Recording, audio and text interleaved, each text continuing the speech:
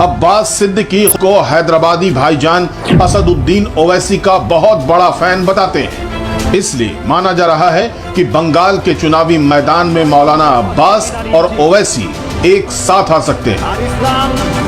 असदुद्दीन ओवैसी अपनी पार्टी को हैदराबाद के दायरों से बाहर निकालने के लिए बेताब हैं। ओवैसी जिस तरह की मजहबी सियासत करते हैं उसके लिए उन्हें बंगाल मुफीद नजर आ रहा है। ऐसे में अगर ओवैसी की पार्टी को मौलाना अब्बास सिद्दीकी का साथ मिल गया तो ममता बनर्जी की मुश्किलें बंगाल में बढ़ सकती हैं। पश्चिम बंगाल के करीब 2 दर्जन जिलों में ओवैसी की पार्टी पैठ बनाने में लगी है। मुसलमानों की रहनुमाई का दावा करने वाले ओवैसी बंगाल के मुसलमानों को अपने पाले में करने के लिए कोई कसर नहीं छोड़ रहे। ओवैसी बंगाल में अभी से अपने कैंडिडेट तलाशने लगे हैं। ममता के खिलाफ ताल ठोक कर मैदान में उतरने की बात कहते रहे। ओवैसी और अब्बासी की उम्मीदों का सिरा बंगाल के मुसलमान वोट की गली तक जाता है।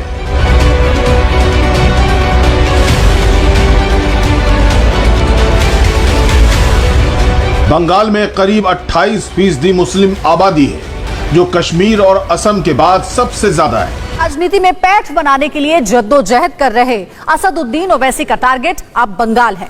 बंगाल में मुस्लिम वोट बैंक का जमीनी हाल कुछ ऐसा है कि ओवैसी की मौलाना ब्रिगेड ममता बनर्जी के सूबे में कूच कर चुकी है। सवाल यह है कि ओवैसी बंगाल में ममता का खेल बिगाड़ेंगे या फिर बनाएंगे। आखिर बंगाल में मुसलमानों का रहनुमा कौन है? ओवैसी में ओवैसी फैक्टर कितना कारगर होगा? बंगाल के सियासी दंगल में ओवैसी के जहरीले मौलाना अपने भाईजान का कितना मंगल कर पाएंगे? ये जानने के लिए देखिए हमारी इस एक्सक्लूसिव रिपोर्ट को।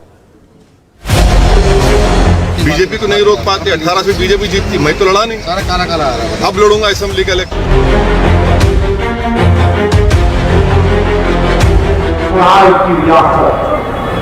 वहां पर ममता को भी तकलीफ शुरू हो।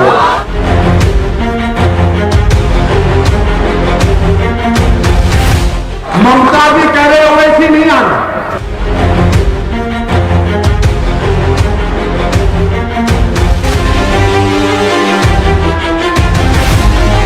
मेरा नाम आ गया, मेरी पार्टी का नाम आ गया और वो फ्रस्ट्रेशन और डर का शिकार हो चुकी है। बड़ी मुद्दत के बाद मौका मिला है।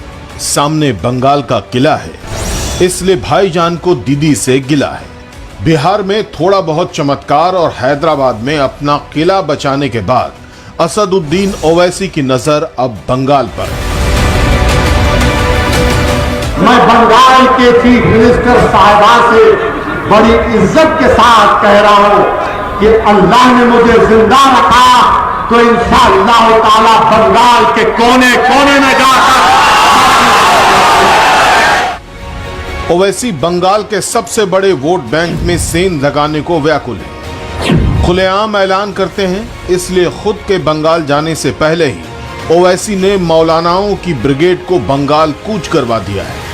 बैरिस्टर असदुद्दीन ओवैसी की मौलाना ब्रिगेड अपने हैदराबादी भाईजान के लिए दिन रात कैसे दुआएं कर रही है, सुनिए। हम भी कभी कभी सलाह दिल में इरादा कर लेते हैं कि अब बंगाली में शिफ्ट हो जाऊं, यही महफूज हो। आपकी रक्षा के लिए कौन बोला? अवैसी बोला।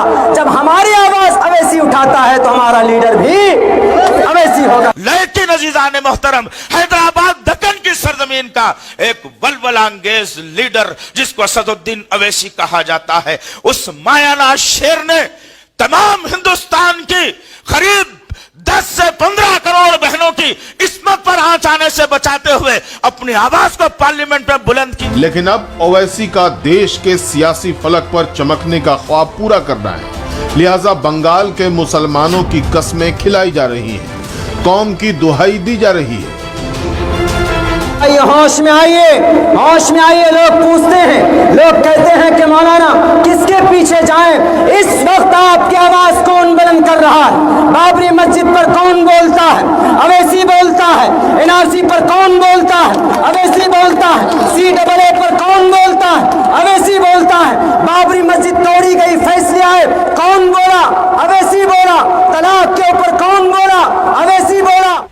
बिहार चुनाव में ओवैसी के लिए जिस कामयाबी की उम्मीद मौलानाओं की इस फौज ने की थी वो तो नहीं मिली, लेकिन उसकी भरपाई ये मौलाना पश्चिम बंगाल से करना चाहते हैं। इसके लिए ये मौलाना मुसलमानों के बीच जाकर दूसरे मुस्लिम नेताओं के आगे ओवैसी की सियासी शख्सियत की तस्वीर को इतना बड़ा कर देते हैं कि मुसलमान वोटर भी चकरा जाते हैं।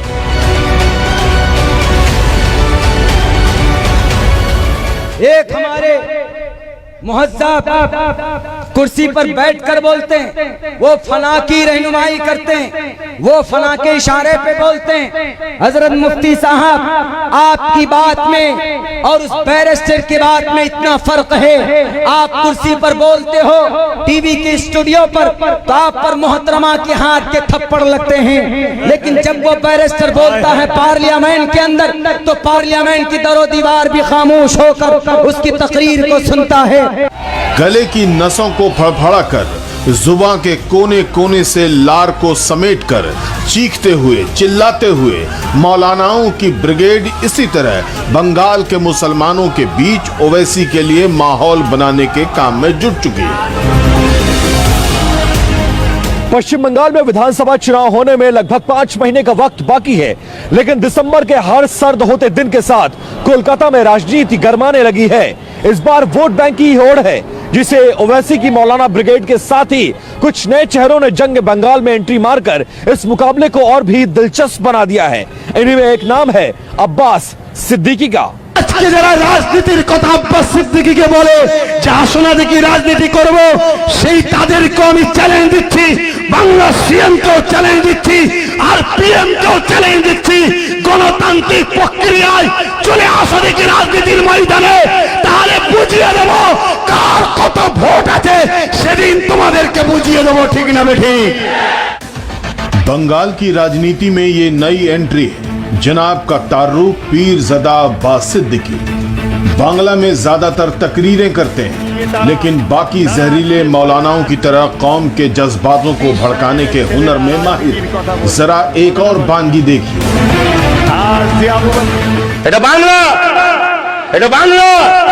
বাংলায় ধর্মগুরু কি বলে? সংখ্যাগুরু আমরা। বাংলায় আমরা সংখ্যালঘু নই, বাংলায় আমরা সংখ্যাগুরু। মাথায় ঢুকো, বাংলায় 35% আমরা, বাংলায় আমরা বেশি। আদিবাসী হিন্দু নয়, মতুয়ারা হিন্দু নয়, দলিতরা হিন্দু নয়, এটা আলাদা ধর্ম। বাংলায় সংখ্যাগুরু আমরা, বাংলায় এসে মেরে ফেলবে না।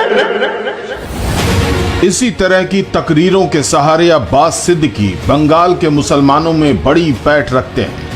अब्बास सिद्दीकी हुगली जिले के जंगीपारा के फुरफुरा दरबार शरीफ के मौलाना हैं।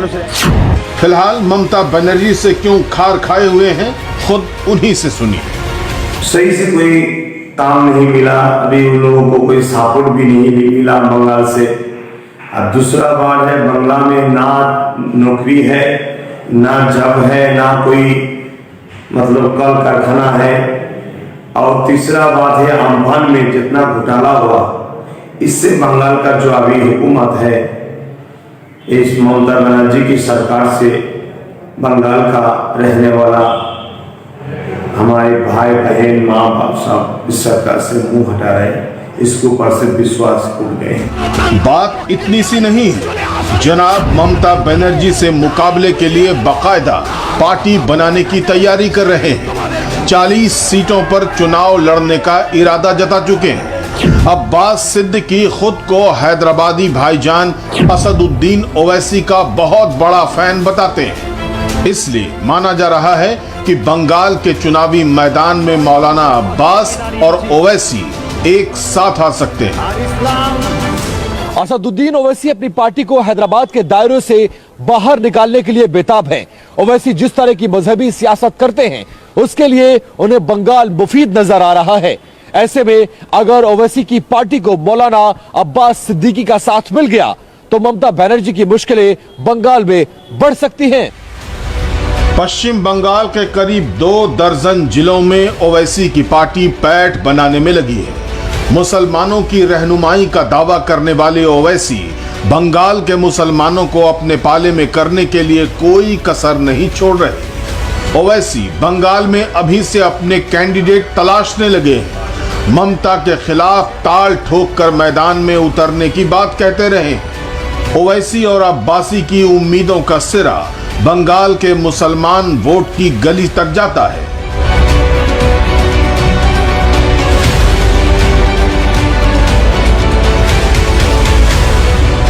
बंगाल में करीब 28% मुस्लिम आबादी है, जो कश्मीर और असम के बाद सबसे ज्यादा है। मुसलमानों के एक मुश्त वोट के जरिए ही ममता बनर्जी 10 साल से बंगाल में अजेय बनी हुई है।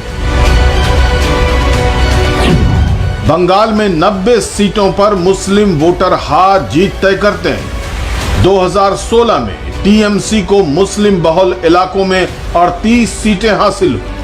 टीएमसी को 41% मुस्लिम वोट हासिल हुए।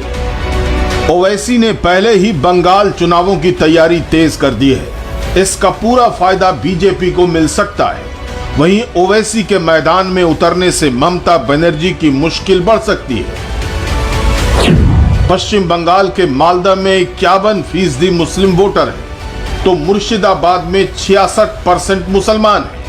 उत्तरी दिनाजपुर में 50% से ज्यादा, नादिया में 30, बीरभूम में 40, पुरुलिया में 30% मुस्लिम आबादी है। नॉर्थ और साउथ परगना में भी 30% से ज्यादा मुसलमान हैं। ऐसे में इन जिलों में ओवैसी अगर मुसलमान वोटों में सेंध लगाने में कामयाब हुए तो बाजी पलट सकती है।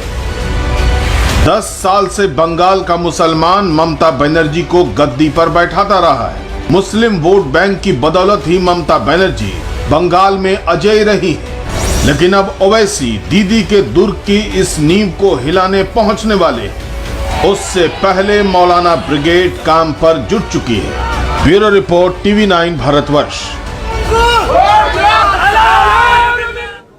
पश्चिम बंगाल में ओवैसी के लिए सियासी जमीन अभी बहुत सख्त है। वजह यह है कि बंगाल के मुसलमानों के बड़े वोट बैंक पर ममता बनर्जी की पार्टी अपना हक समझती है। दूसरी ओर बंगाल में बीजेपी के लगातार मजबूत होते जाने से ममता को अपने सियासी किले के ढहने का भी डर सता रहा है। लेकिन ओवैसी ब्रिगेड के मौलाना तो बंगाल में हैदराबादी बिरयानी पकाने में कोई कसर नहीं छोड़ रहे हैं।